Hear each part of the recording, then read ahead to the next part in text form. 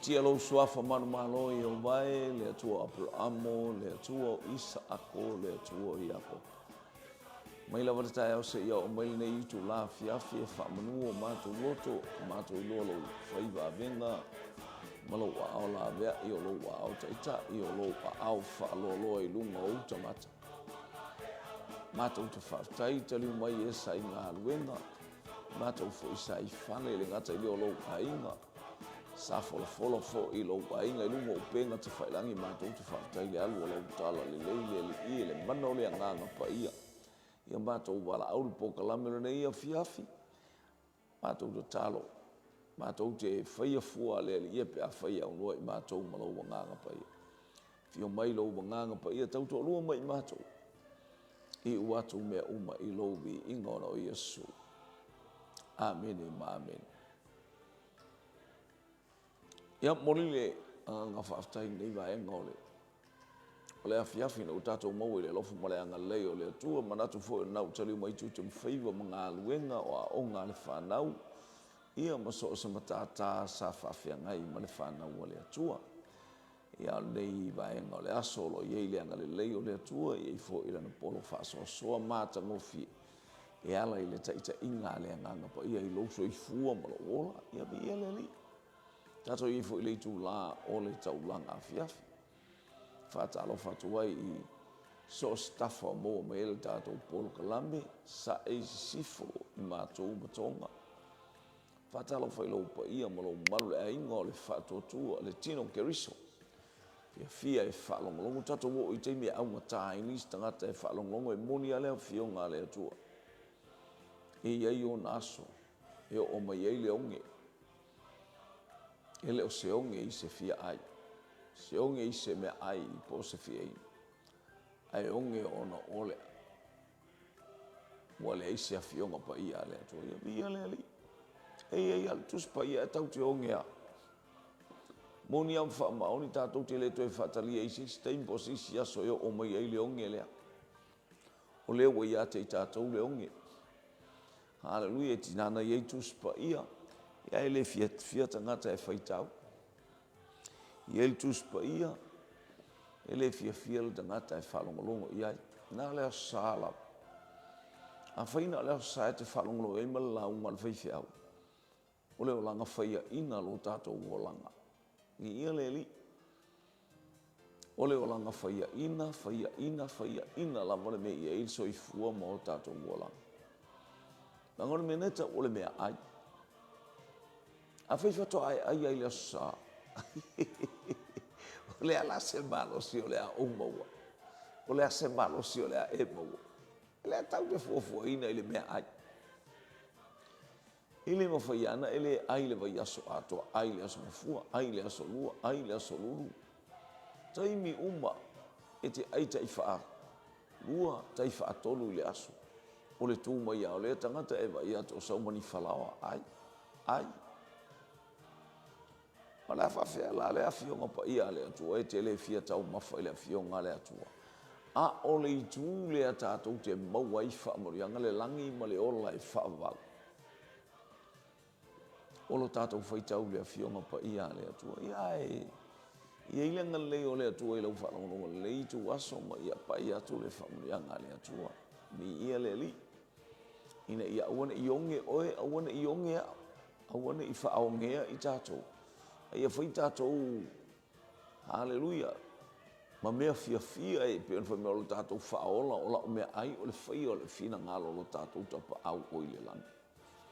Ia o i ona tātou malolosi, tātou whasoa, ia le li. Isi whai tanga, ia e whaftai i le atua ni tu astu i lo le upo le atua la maua mai le ile. Hallelujah, i tātou tusi whai tau. I le tusi na Ioane, i le Ioane lo mta upu sumalua au lono whai upu e. E tōru sumalua e whai tau wina e whapea. O au fōi a whai e siti a u a ile ele. O te tō sina mai tangata i atea. Toi wha whomai. O au fōi a whai e siti a u a ile ele. O te tō sina mai tangata. O te tōsina o mai tangata i atea. I ia le li. Sila matautia o awhionga le atua. Praise God. Hallelujah. Si tia le suafa manu malo Yesu Keriso. Hallelujah. Awa iyo ane matilo-tilo iyo ane ia Yesu. Ola na talafa mai o ia e tupu pea. Tupu whapewhea. Ina ua tātou si tia le suafa o Yesu Keriso. Ina ua tātou whailoa atu Keriso o malo i se uso, se tuawhawhine, se tamā, se tina. Ma tātou iloa uma, ma tātou telin tātou iloa. A o le ola ina o le fina ngalo o le atua. O ta ola me ata ita lātou ia. E se lo ta fia i lo ta nuku ma lo ta inga waiwhaia o ngā whaiwhi au o ngā sā. Ngata fo i leo au tala vouma mea uma sa au wai. E se le mana ia, au whai pese. Ni ia le atua. Praise God. Ia au nā mea uma, o le ua matua mauti noa, e se le vava mamao ma le mele mana oi. Ni ia le ali. Le upu le afa mai, e tupu. Wa unei e tupu pea. Hallelujah. O Keriso e tupu pea. A wa unei ta wau una laititi. E whaso solo a tātou wa tātou e whaso solo a ile oti. Tātou te whaso solo ina tu i tātou ni tu ngamau. A ole mana onga leo nei a fiafi si tia le suafa manu malo Yesu Keriso. Tō sina mai a nganga. Hallelujah. Ina ia whaatele ma ia sautua whawha le vi inga o lea tua i lea taimi ma le tu asu. Ani il tala wa, tala o le tusi lea, wa te i ia le awali ia le wa ia tua le au soo ai o mai ia o te Filipo le wa ia tō tangata Elenisi. Tangata Elenisi e te lea taimi tatala noa Elenisi e to e tala noa atu fo ina ia e whai fo isef so ani mo oe. O tangata Elenisi o tangata mai Eleni. A o tangata totolua. Pia alana ta o tangata Elenisi o tangata pe o tangata afakasi. O tangata totolua lono wingo ta ole ua mingo le blood a. Tuso o iutaia a ua whenofua i matangata Eleni. Le ala ina ta o tangata Elenisi. O re toa tele ala o tangata i e pe e nofua inu o Eleni manu e solo le lalolangi. I taimina pule ai le lalolangi e Eleni o na po a le sana le sili. Ia usala lau solo a olaina o mai i tonu i utaia. E anu tele fo ina ala lato upolo kalame ma lato wiloa. Hallelujah. Ole malo ole atua ma le atua le tamaa. Ma le whenga inga tuai. Tala noa tele iei tangata le whenga inga tuai e malama i le whenga inga tuai. Praise God. Ngo oina lato o mai whalongo i le tala o le teimi tonu le o le teimi o le Paseka. Ia lele i le vatele atu le amatanga o. O le nei masina sa tātou whamana tua i le Paseka o le. Maliu to e tu o lo tātou wali. O le manu maloa ia iu wa tātou manu maloa ai. I mea umai o i fili ma le ti Apollo o soli i le alofi o tātou vai. Ona ua manu maloa Keriso. No mai e i leo tangata e lesi o matua whate ia i lātou le tala o salalau le teimi tonu lea. Hallelujah. A oanga i mai e sui le aso, i le asa. Ia po le aso whaaleina sisi a i lau pama, po le asa le palema. O te i tangata le wa ai le mea ua. Tilo le ala langa o le moto tangata i Jerusalema. E le whapea se me tupu i teimi e masanina o mai i teimi o le Paseka. A wa le Paseka le whatasi na whai tausanga. E le tasi la sa tau nuu mai a tangata ia. E le iwa ai se mea whapea. Hallelujah. I le fio mai i le sauo Yesu i le asini. Aia. Ai talo le moto o tangata ma ala langa le moto o tangata. Ai le che mai la Yesu ile asini whaalongo le au ele nisi. E winga ia la salo na whatu e Yesu. Vi ia le ali. O le tala wa ame. Wa whaalongo le atafa ma le tu o le laulangi. Lango le winga le o le tala le leia le li. Ele o se tala le lei na oa. O le tala le lei mo au. O le tala le lei mo oe. O le tala e tauna awina to o le sitia le suafa o Yesu Keriso. Tatou whailoa atu Keriso o malo. Tatou whailoa atu. Ele nao na tatou iloa le teimina amata mai o tatou wolanga o tatou laiti. Ele o se whailoa inga na o Keriso paule na. Na tatou iloa ai Keriso. Na o oe aua eiloa. Aleluia e o ia o ngā susa. Ai foi mai fale e ese a tatou mea fai sole. Ese le tatou wola pa, ese le tatou wola leanga, ese le tatou wola so na o. Le o langa le faita anga o le mulilua e le tau fia. O mea sa so i fua mo tatou wola ai.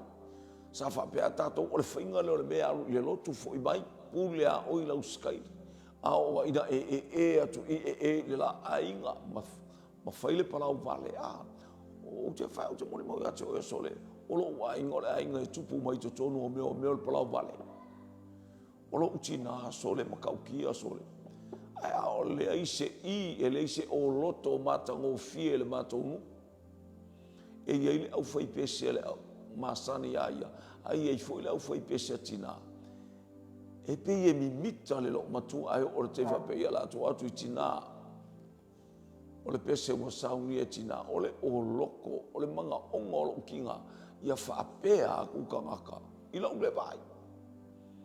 So le anga le lo makua le au fai pese. Whea ko le leo lo makua. Pe ia le king kiki sole. Na ngai whaapea le winga o tātou te. E whai o tātou winga o le tātou wo le au fai pese. E tātou te whaoa le vi inga o le atua I o tātou mawhauwhaunga. Ma mea tātou te manatu natu iai. O lo tātou whaoa leo le vi inga o le atua. Ai tātou te leo manatu ma mawhai ai. Lea inga o le atua la wo. Suafa manu malo Yesu Keriso. As whaia si itia una I le whunga ele. O te tō sina mai a ngangai atu. O le mana onga le ia tātou wola ina. Live according to God's word. Ia tātou wola ina e tusa ai ma le upua le atua. Ele na ono tātou I loa o le atua. Ele lava lea. Ele o se mea le mo mia. Hallelujah. Ale mana onga ia e ola e tusa o le afionga tu leima ia le atua. Whaatupu le file mu o le whaalfani. Amu ia e whaatupu le file mu e ta ue le atua o whana ua le atua. Longu e kau whaalfani. Lewa teimu tātou wola mai ei tātou te whewaiwai ai. Tātou te fia malolosi. Tātou te fia fusu. I o whainga I a tūpulanga sa I tūpulanga le mātou nu. O mai le spitonu, o atu ma le spitonu, o mai ma le spitonu, na o le whai ia. Ia me whai peni tau vanga I lo ai pitonu, vai me whai. Ai whai fua kokore muku. E uma e ua puta le mata. E uma e olfa mo le patu le fale mai. I mo meo tālonga. Mo meo me whapea e whai. Hallelujah. Na o le pongi sa, o le mana onga ola. Ola I loa o na ola. E tusa mafionga le atua. Whaatupu le file e mu. Whialo whani e loa I outou e le laulangi o so o moni outou. Pe a outou whialo whani. Mua maile au ele nisi. O ele nisi au te fia tuua I outou aftafa. Hallelujah, o leo mai o tangata ese nei o mai fafo atu o Iutaia, mai fafo atu o Israelu, o tangata Israelu ala e ola I atunu I fafo ola I Eleni, ola I Asia, ola I Afrika, ola I Europa, ola I soose atunu o le laulanga, sa sae tutonu. Hallelujah, leo o mai anga ile ainga ia whaapitoa le nu o Iutaia. A leo o whaalongo I tangata I le alanga I le asusa lea. Oka e matautia. O sana I le alo tawita. So la e vai tangata ile afo ile alo ta vita le cheche mo ile asin. E fate ia tangata ioi. A ole mela ua tupu ono le tala a ame o le fatu wina o la salu. Male alanga o sau o Yesu le profeta mai Nasareta. Haleluya. Ina ua fesilia tangata. Ai e ala tangata lea. Se mai o Yesu le profeta mai Nasareta.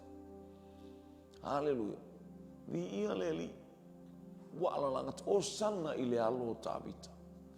Ia manuia le afio mai suafo le mea umana faia Yesu o mai Yesu ile manu malu wa ai Yesu ile manu malu o le faleta talo lo tama le fa la el mo to fainga elo ile faleta talo lo tama le mo to faia nei mea ele tu sai I to tonu le faleta talo lo tama e fa pena tato o le farisa ia tato farisa uma o a farisa uma o ile lalo langi man samone o mena eta o fareta talo. Hallelujah, praise God. O le ale tu ai ngā fale o whaia I tātou. Hallelujah, whaia tātou sauninga. O le fale tatalo le mena. Hallelujah, tasi ale farisa. O au farisa o oel farisa. O I tā ua o malu malu e fio tu ma ua ile atua. Le whapeane ile atua. O I fea se fale tau si whaia. O te a fio ai. O le larolangi o le mea tua I o vai. Hallelujah, praise God. O le langi o le mea utia fiai, o le larolangi o le mea tu. O I fea se fale tau te wha. Whai mera le whai upo e lua le mata upo ana e ono sifuruma le ono o Isaia. Ai pau le tangata o te fia ba ai I ai. O le fale lea. O le tangata e wha maua lalo ma le loto o tinga. Ma ngā tete I la upu. Lale winga o lea upu. Ngā tete I la upu. O le tangata e whaulo na o langa I le upu a lea tua. O le tangata e ola soifua ma ana I le upu a le atua. O le tangata e ola mata ala ma aile ngā ioi mai a le upu a le atua I le amatanga. Se ia o mai taimi ua tato ye. E ta ina o ia I le upu e lima ta ina o ia I le upu a le atua ma whaalongolongo I le pai mai o le anganga. Le feta lai mai o le anganga. I le maftanga ma le anganga pa ia. E whaatonu tonu wa I mea umo ngā ruenga le atua. I ia le ali. Praise God. Fisili le au ele nisi. Mātou te fia maua Yesu. Filip. Io nānu leo Filipo ta uia Nathaniel. Wa o ta uia Yesu wa te I le whai mai o Yesu te lua I lo outou. Wa o le ali le atali o le tangata I lona mamaru. Wa mai le lalolangi. Hallelujah. Vi ia le ato. Wa o le atali o le tangata I lona mamaru. Se lale wa sa ili mai le lalolangi. Ile ia Yesu. Vi ia le ato. Mai leo Yesu I le au soo. Ma ai outou. A whai e fua le seito, a whai o le seito ai pa u I le ele pala. Ele ai sona suinga. A whai e pa u le seito I le ele pala. Ele ai sona suinga. Praise God. Hallelujah. A ole mana onga ia pa u le fua le seito I le mapala. E fua mai fua e tele. O le mana o ngaleo Yesu I au fua mai fua e tele. Ma ia whai oe masaito e pa ui le ele. Hallelujah. Praise God. E tupu ma fua tā lau. O le whataita inga lea. O le tatala ina le Yesu o le winga o le saito o le a whai ai pa ui le ele. Aele matala. Hallelujah. Ele ai se me tupu ai. Ai a whai e pa ma pala I le ele mo mia le fatu ia pala. Hallelujah. E mo mia o tātou loto ia wha maua la lalo. E mo mia o tātou loto ia tupu ai le salamo. Hallelujah. E mo mia I tātou I o tātou maima le nganga wha maulalo mo tātou wha peane e sili e se le atua. O le loto ua foi. Ma le loto wha maulalo I luma o le atua. talia Iesu e fai mali I ma whaola I lona o langa. O le pala o le saitu. Au tato ai ale pala le tia pula kako ai pala lau ma ke koe alo ai pala uma e va tua sau talo fou e va tua le fai. Toto e va tua amata no mai fai fou sau mata mai fai aisia ua pala atu le ua ale pala. O le mana onga le I hoti o tato uolanga tuai. Fasi o tia o tato uolanga tuai. Ona fatuina mai le tangata fou. E mawhai e ona tato sitia le suafa o Iesu Keriso. E whapena ale langa Keriso ma whapeane. A whai e sitia una I le fonga ele ele. Ua tala noa Iesu I lona anga iatu I le satau. Ua tala noa whaperofetanga Iesu I lona anga iatu I ka le vario. A whai e sitia una I le fonga ele ele o lunga o le satau. E ano noa I latou wolo vava I ano noa I latou e mata ano noa I latou o e whalongo pea I le tala I le tangata ka le vario ua sitia haleluia o te tosina mai anganga ua tumu le lalolangi e ano noa ia e vai lunga upenga te whailangi e whaftai foi. Haleluia I le atua I le ano noa I o vaenga e se tatou te tilo ai ma tatou mai tauina. Haleluia whai e le poto le laulangi. Sa whapea le laulangi a ta le o le avenga le o le whiau o le tala le leia le atua I atu matie. Mai matua maua lunga le whaino atu o Keriso o malo. Tatou vai atu e moni ale upu. E I ufoi ina whaola ina o I lato uma o e wala au le suafa o le ali. Isa usitia Iesu ia Iesu o sitia o tangata oti. Fa mai Paulo ala bata upu I le satauro o le valea le ie o le malaya. A o le mana o le atua ie ua whaola ina. O le mana the power of God to us. Hallelujah. O le mana o le atua ia te ilato wala ko receiving le whaolotanga. E matautia le atua. Le mata upo le tangata, haleluia o Paulo. Haleluia le isi mata upo na laua lunga I le moli maua Paulo. O le sa tauro Keriso. O au. O te mita tau lamba o le sa tauro o Iesu. E le isi mea o te mita ai. Ai o te mita I le sa tauro o Iesu Keriso. Afa ia sitia una I le fonga ele ele. O te tosina mai anganga I atea. Le ua vavane mai ma au mai le hata na fai e mose. Pei o le tala al tus pa ia le tusia. Nu mera. Wa toe whaafo I le nu. Wa le popo I le nu le mawhauwhau nu. Aleluia. Ale uma ai nu mo le ata ni savalinga le nu. Hallelujah, awanga iatu le nu. Praise God. Chelelele mafau. Ia ona ia nei vai taimi a. Hallelujah. Hallelujah. Ese le mana I o le ilongo fia o le mea iai oel tangata whaolaina. O oel tangata o le atu. O oel tangata I sitia le suafa I Iesu Keriso. O afi ta, o afa inga ta le fotua I mai. O vainga ese. Aya, e ia ale ori pa ia o le atua I to tonu I ate oe. E te toa fi mali. E te le pole vale.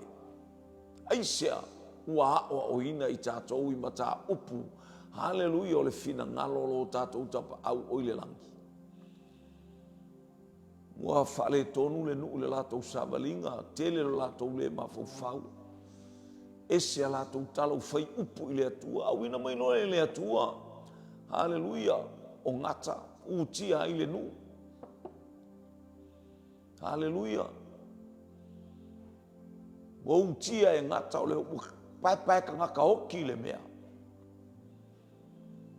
Ara utau fetuli mai ia mose a tau fetuli no pono fora tangata o le atua. Ai vai lai pole vale aise langa o tangata ele mata tau I le atua, tangata ele whalongo I le atua, tangata ele aise ana ele aise mi ngao, e vai lai kau fukuli mai, vai lai kau fukuli mai. Ala no fono forte ngata ole tu pe no foi atu vai tau ne o tato ia fiki vale ale au le mafau fiki vale o tato o tangata anga sala e anga sala oi e anga sala fai au le tau tala ai si o tato wa ai ele upole atua e anga i mai ate tato we fafanga i o tato wanganga a ola ia so vale o tatou no nofo mo tatou vavai atu le pisi vale o le lalolanga. O le atale o le pisi vale o le lalolanga. Fai upu, fai tala, o ilumo le nofo ali o le atua. Fai upu ma le fai tala. Au ina mai e le atua. E lo se mea whaingatai le atua. Me whea atua le loaka e ai kākou e ai amao ki ai. Io e po ame whatanga mai e le atua. Io e. Ale o tatou wa I we stand in a power. O tatou no nofo, hallelujah, mo tatou tutu i le mana o le whaolatanga le atua. Le mana o le tala le lei ala i a ke riso Iesu. Te le popo le vale. Te le fiti vale. Hallelujah. I le whate ia oe, o ame uma wa e tilo atu i mea le anga uma lale o mai. Aya, o mai amangata i oe leo o mai ate oe. Te wa i atu lai a ia o mai le lalolangi o i lato o e fia i le alfavevesi. E pe ia o tangata i lunga upe ngata whailangi ata wawai mea o mai matala tangata. Hallelujah. E ta oto le le iale malo lato ui o Samoa a o tala. Ele ngata i tangata HRPP o tangata FAST o tangata SGUP e po ea. Ela o fai wa mawale malo Samoa. Le o mana i le malo ala le ai fai kala fai upu ma fai wale lo polar ko inga me o ia ai sea. Ele o te fai alona i tu o le sitia o le suafa o Yesu Keriso. Sitia le malo i luma o le atua. Sitia le malo i anga le lei mai. Ile ta ita inga. Hallelujah. Praise God. Ana au ona. Ia le atua. Ia mele mana o tatou e fai o tatou loto, fai me tatou te loto. Ia kulau pati ele fai kung pati se lua. Le wa uman fai ale to mai pati le wa tu. Ole mea mai le atua tatou wo e vai. Tatou wo e tilo, tatou wo e sitia fafea. Sitia i luma o le atua. Ele sitia i ni i so malosi. Ele sitia i ni popoto. Ai tatou te sitia i luma o le atua. Ele fai ngo fiel mela ya ngai me el malo aya tatou te nofo ma le fia tatou te nofo ma le ori ina o tatou sitia lo tatou malo i luma o le atua fe so ani ma ya Samoa uilana pa o mai o ame lele mai o ai ko inga fulu au e lo mai ko inga fanga e melo mai aya e te to afi malia le se me fa popole ina ia le kako vai bunga le oi feokis feoti o la fa mo ele o e alu le ise ori la o feoki ya ko ke le wa ai la ngaka ale lo fa mai Yesu o le atalele na au mai ke riso a fa yesi tia una il fonga ele le o fa tu le tu mose alu e faise ngata apa me mea. A mele e tau le la au. Ia le o tala noa mai ia tamae winga ele maliu o Yesu Keriso ma le upu au mai e aona si tia una ili fonga ele. Al mema tau tia o si tia o le tangata lai oti. O le pango tape a tato wai o le alo o le atua. Hallelujah. O le alo o le atua. A tau tangata ili sa taulo. O le tangata whaalu maina. O le tūlafo a tau tangata sa taulo le mangai. Aya, la le tau mai, la le fama Yesu, a fai esi tia una ile fonga ele. Ia le tala le tūlafo no, a fai e fato ina le tangata lea, o le tangata fato ina, o le tangata falu mai. A luo fai lea tua ia mo se ale fai. Na fai lea le nu, o le tangata ua ele ngata. Ua le koe kilo ile ua e i, ua le mga mau fel me ua koe kilo i ngā o le ata o taua i misanga, o le ata o whetaua inga, o ata o loto leanga o leisi i leisi, o ata o tala whapepe o me e whaingei, ngā o le ua kwa ia, mai le ua lea, mai le, ngā o le oki ale me le whailunga o penga ka whailangi, aisea, ele aise tasi o na whaonga ina lea fionga lea tua, ale no whai atu, e o mai le onge i le nu. Tala atu si a mosa na tau poe varu whai esfutasi, e o mai le onge i le nu. Ele o se onge i se mea aipa o se fiai, ai onge i le ai o se afionga lea tua, o le ai se afionga.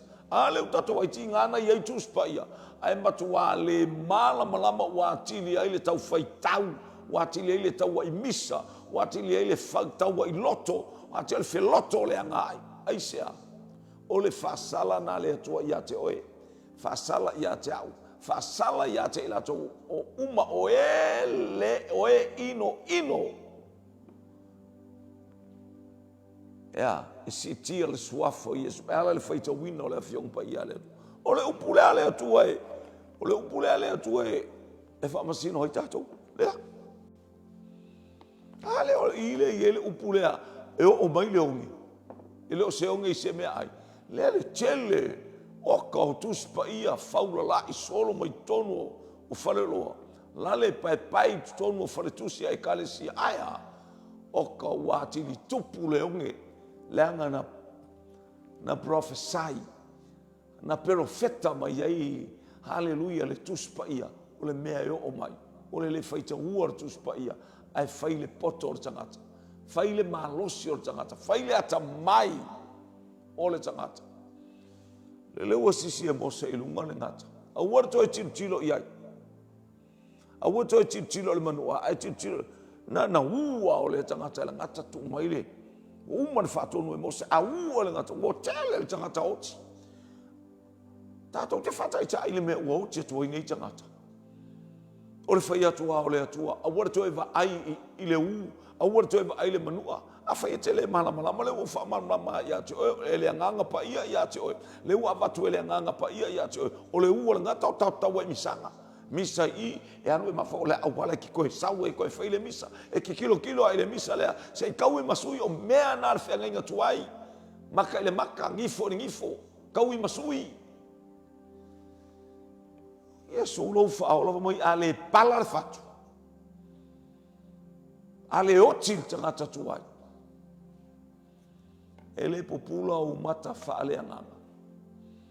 Ele ma fainga ave i kanga ka kuai ma ave i kanga fo no fete na inga fo mai tu se kala tiolo te atu le nganga le tino le nganga o le mele tato te le fai ai me tato te lo to ai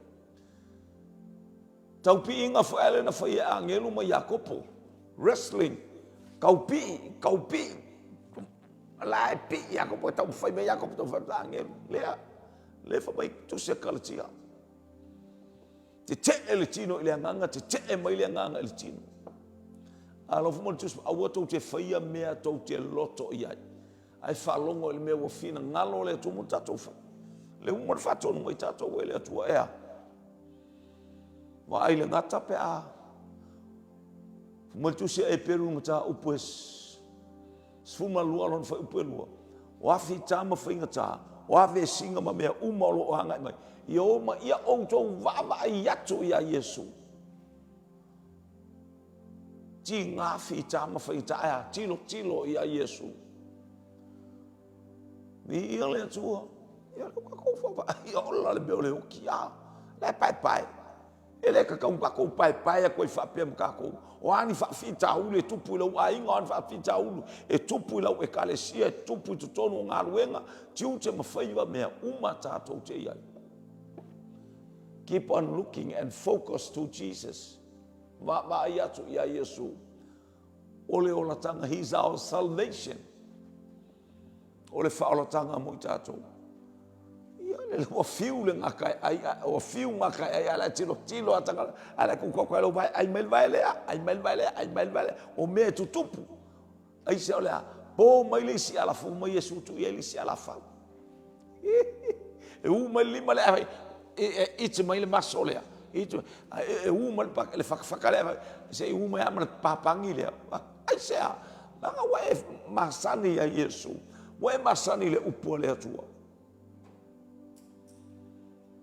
O le ata o Iesu Keriso o le upu a le atua. Haleluia. Te vai i le ngata o le ata o Iesu Keriso. Whaasata uroina. O le ata o Iesu Keriso. Haleluia. Whaamangalo i o tātou se mo o tātou leanga. O le ata o Iesu Keriso. Ua ia whaia le leinga mo oe mo au malo uso, malo utua fine so se tasi o ese aia.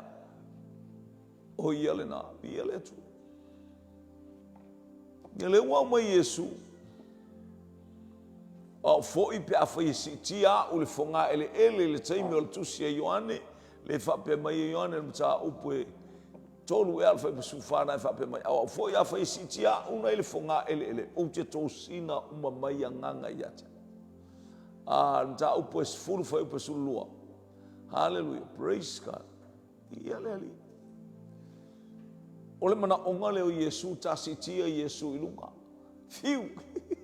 E fiu wa nganga fasa la vei aya na ngor suafa ngor kangaka le ke si ia ilunga ole ar suafa o Iesu Keriso sau wa ilo tangata lilo fa le nganga ile toto le tamai ma mo ile toto le manu malo Keriso tate manu malo ai pea. Haleluya. Apa ule fatu ele pala. Haleluya. Ele ka hua inu mohole tu ele se aonga la ngai le kupu ele ofua mai. Ale mana onga ia pala le fatu. Haleluya. Ole mana onga ia tato ia ele meta ole nuti mo moia ole loto mo tato whapeane le atua. Oa ulamba le tangata ngasala. Talitonu le loto fo mali tuspa i talitonu le loto e o mai ele ami o tonu. Male ngutu e tautino ai e o mai ele ola. Le angona ngā luenga le loto le whai atu le te whatu atua ai le te talitonu ai. E o mai ai le ami o tonu i ate oi. Na overflow le pe a ngai atu oso mai tu tonu o lo fofonga. Wa e tautino so se me wa e fia e tautino. Aisia wa e whalongoina le ola mai a Keriso wa tupu i to tonu i ate oi. Via le ali. O fo ia whai sitia una ili fonga ele. O te tō sina mai a nganga i atea. Ia leli. Oi sa moa iso se tasi e whalongolong. Talofa. O le nai ai o ele ngata. O le nai ai a o ele ngata. Hallelujah. Ai sea. La ngai telo o tilo ia Iesu a lai whai alo poto. Lai whai alo wiloa. Te lona mafuanga nana se se ai eva. Woso eva le fia pule. Woso eva fia poto e fia iloa. Fai mai o le ngata. A wo fai. Ina wana talia le upu le ngata. Hallelujah. Ai le la auna e pei ai o le atua.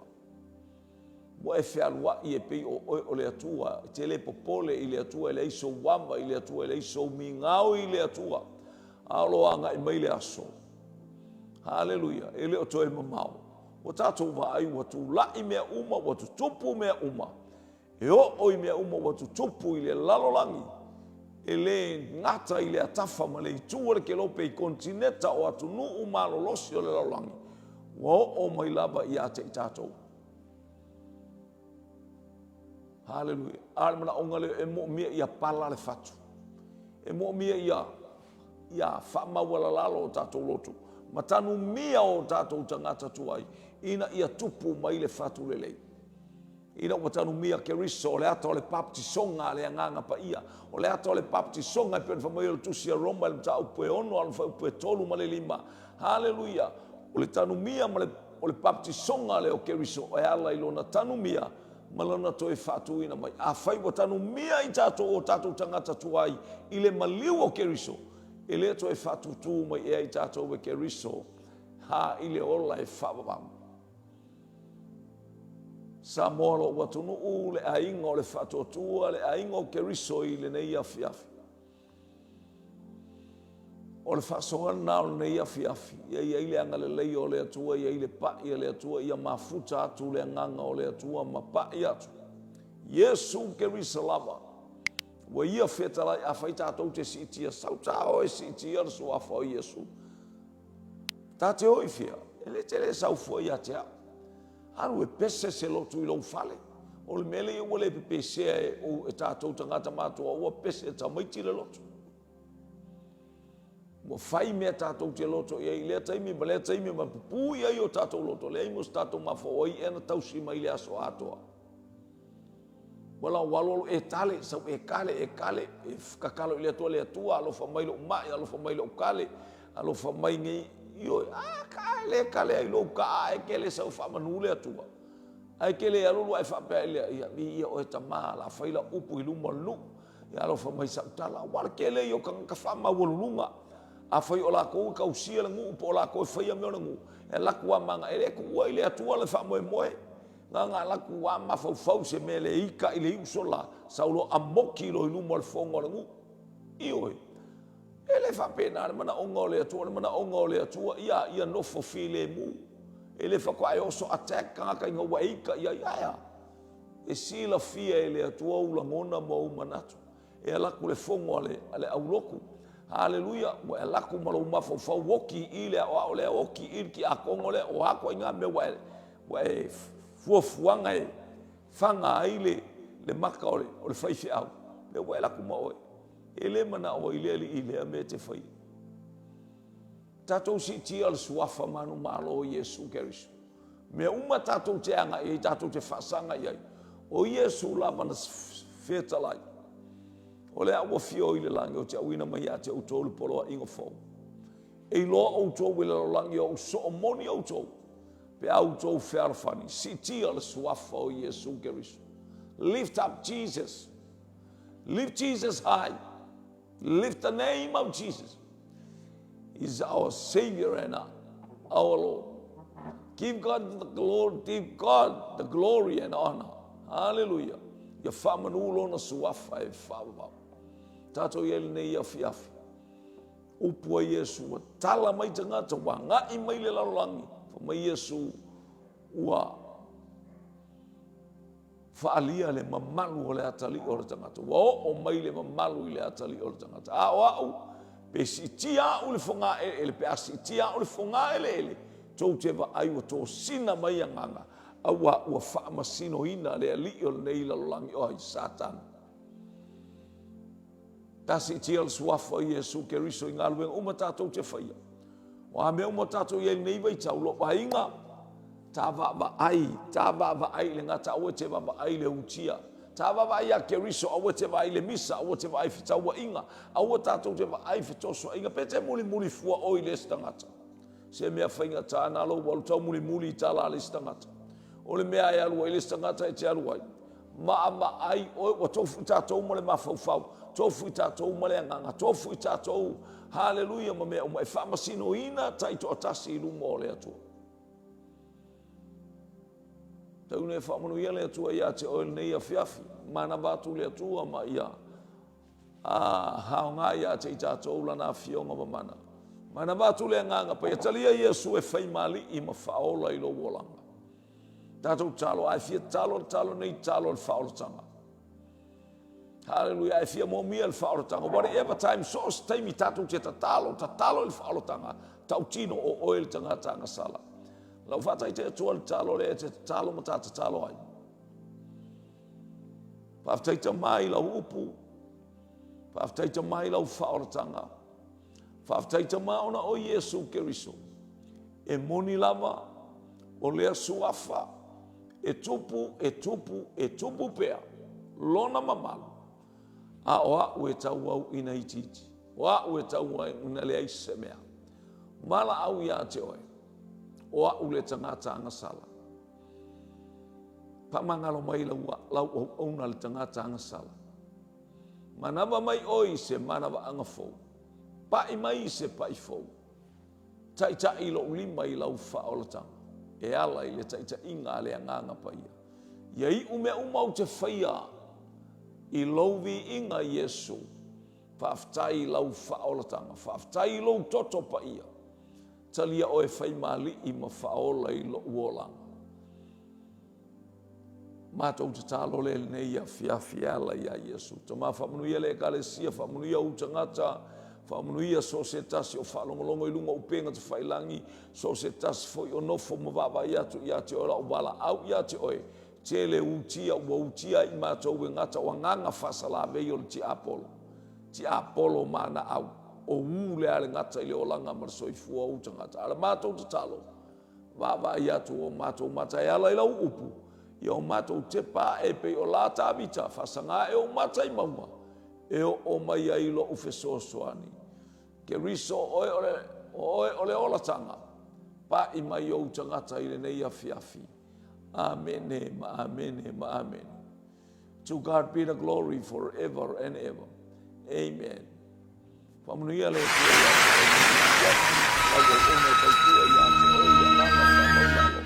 ona o Yesu. Amen, amen, amen.